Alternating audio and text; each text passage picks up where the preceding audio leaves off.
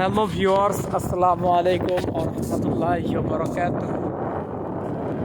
আমি সবেমাত্র চর ভ্রমণ শেষ করে ঘুরে আসলাম আবার পারে। আমি সকালে যে ভিডিওটা করেছিলাম সেটা ওইখান থেকে এখন গোসল করার উদ্দেশ্যে আর কি আসছি। একটা জিনিস আমি আপনাদেরকে দেখাই যে প্রকৃতি ছাড় দেয় কিন্তু ছেড়ে দেয় না। ওই যে বালির স্তরটা এইখান এই লেভেল পর্যন্ত পানি থাকলে আমি রিমন আহমেদ এখন যেখানে দাঁড়িয়ে আছি সেখানে ডুবে যাব। তো আমার খুব ইচ্ছা ছিল আর কি হাঁটতে হাঁটতে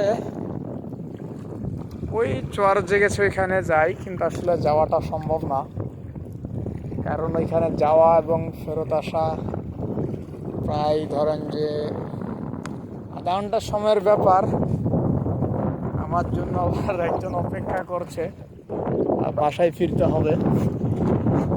তো মূলত গোসল করার উদ্দেশ্যেই আমার আশা। আমি আমার ফ্রেন্ডটাকে বসিয়ে রেখে আসলাম।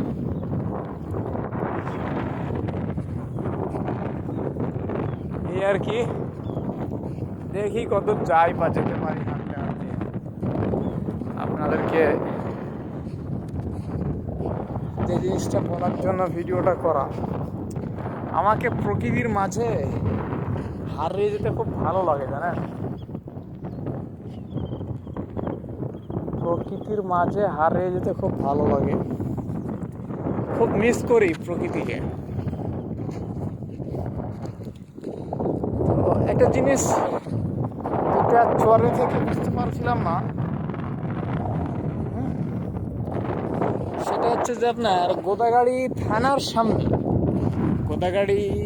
সামনে যে আপনার চর, সেইখানটায় কিন্তু নদীটা অনেক বড়, কিন্তু কমে যাচ্ছে আপনার বিদিরপুর, প্রেমতলি এই অঞ্চলগুলোতে নদী কমছে, জায়গা জায়গা মানে কমেছে, জায়গা জায়গা আর কি বাড়তি এটা অবস্থা। তো ভিউয়ার্স, আর বেশি দূরে আমি যাব না,